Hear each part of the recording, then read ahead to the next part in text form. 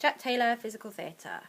Right, so looking at your physical theatre piece, how did you initially start working on that piece? Initially we sat down, we sat as a group and we talked over some ideas. I'm quite young and quite fast, I enjoy doing like quite fast moving pieces, but I was with a group of girls and they wanted to do something a bit more slow and meaningful. So we looked at a book called Private Peaceful.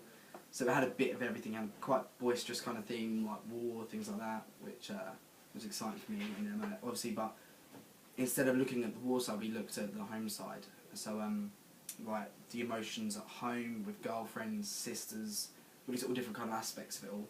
And but obviously there was still that kind of thing where he's away and he's still feeling all them, but it's all still happening as well with the energy and things like that, which is cool. Okay, so what text did you use? And we used a book called Private Peaceful.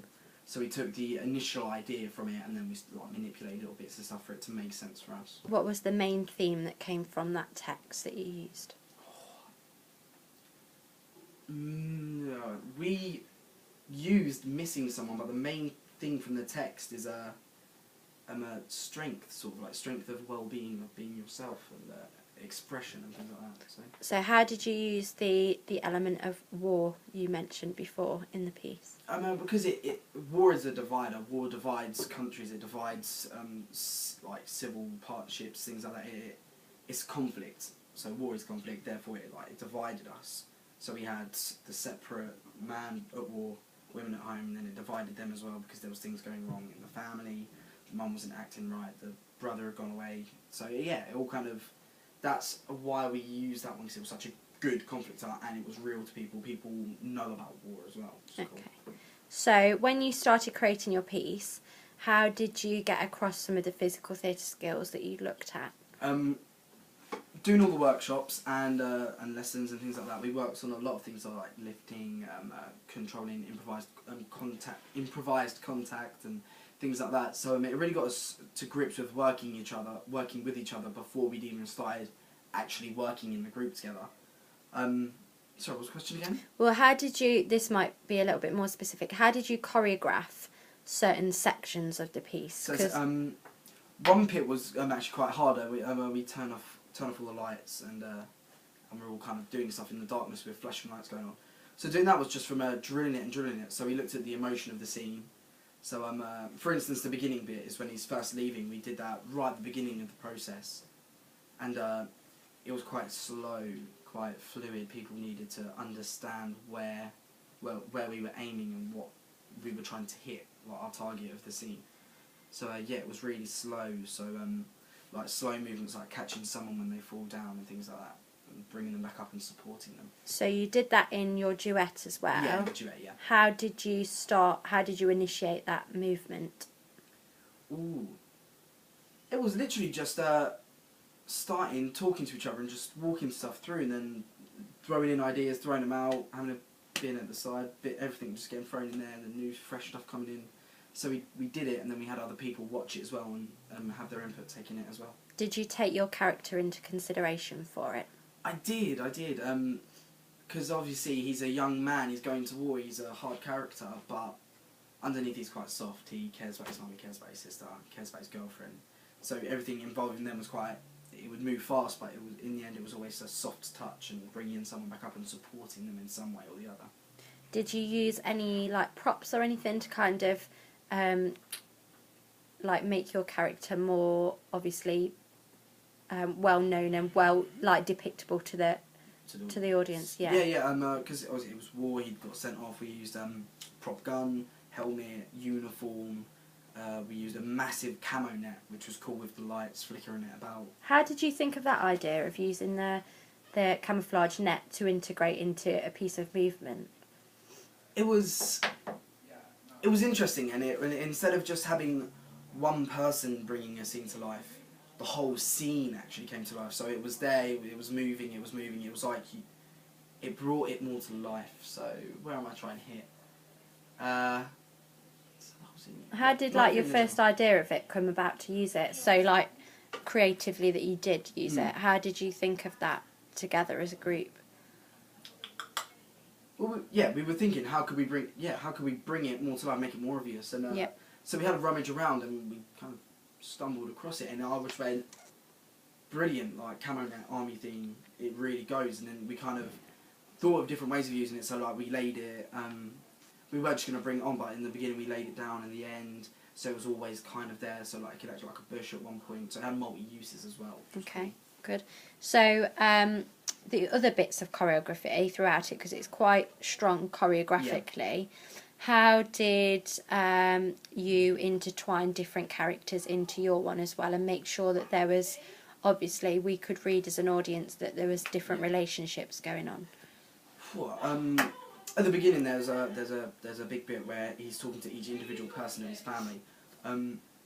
So like he's quite young, and but he still supports his mother. So he's letting his mum down, bringing her back up, supporting her. She's supporting him as well. And then towards his sisters, it's a bit more playful and there's a bit more energy. Then to his girlfriend, it's slow, it's sincere, and it creates a different emotion to having the sisters and stuff like that, and the mum there. Okay, so you've said how you use different types of movement to make your character more obviously in different relationships with different performers. If you could describe your character a little bit for us. Let's see. How old is he? Where? He's relatively young, so it was World War II, everybody was getting sent off as soon as they were 18, so I'd say, well no, I know, he's around my age, so he's about 19 he got sent off. So. Yeah. So yeah, he's young, he's very mature though, he understands what's going on, he understands that he has to do it. Yeah, like at the beginning of the scene, like he doesn't want to go as much as he wants to fight for his country, he really doesn't want to go, that's why his family's there, his mum's there, but he's accepting it because it's something that he has to do. So he's quite a well-spoken young man, which was interesting to play. But is he scared of going? He's very scared. He's absolutely terrified. His family was everything. So his sister, his girlfriend, his mum, they were everything. That's why he supports. He's constantly reading, writing letters, looking at photographs of them. Like they were his support while he was out there. If he didn't have letters and things like that, they probably would have had a breakdown. He missed it that much. Do you think developing your character was integral to the success of the whole piece? I think it was. It's quite a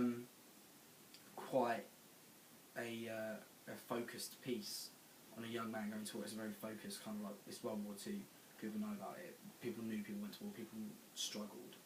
So getting that character across was quite vital so people could understand. Oh, this is what's going on. This is so they can connect with it. Okay, cool. So did you look at any physical theatre companies for ideas? Yeah, we looked at quite a well-known company. We looked at Frantic Assembly. We've been to see a couple of their shows before, and we looked at some of their other work. So they've done a couple of film things and stuff like that, which was really interesting. There was also another company called Thick Skin that we went to see a show called The Static, and it was absolutely amazing. The amount of energy they brought and the way they created things and how things flowed straight into each other. And how much movement can add to a scene, and it's quite incredible how just from, you might not understand something when someone speaks it because of all numerous reasons, but when someone explains it to you, it's like waving at someone, you know it means hello. It's creating a whole scene in that aspect of just waving, you understand it a lot better. So yeah, those two companies kind of really shone. How did they influence the way in which you developed your piece at all, or were they just basically used as somebody to have in mind? No, yeah, they definitely did. Because originally we were just gonna do it no talking. But then I realised, well, that's silly. All physical theatre companies, they talk. It's real scene. It's enhancing a scene with movement and physical attributes. So yeah, they definitely did encourage us, and they kind of brought it to life for us. Okay. So what were your main, as an individual, what were your main creative ideas towards the piece? I did choreograph quite a lot of it. The opening scene I did, and then with the camo net, with the flashlights, I choreographed that as well, which was interesting because it was very different paced. There was a bit at home with mum and the sisters and that was very slow and making relationships. Whilst in the camo net scene, it needed to be fast paced. It needed to be sporadic. So it showed the stresses that he was under, how much he's relying on other things, and how alone he is. So that had to be very fast. And I did all the music as well. I downloaded all the music, found all the music for our pieces. So piano music at the beginning, the sirens, the Churchill speech, everything like that. I've all completely found all that. And then I did running orders, lights, things like that. All noted down, all the running orders, lighting cues, things like that. So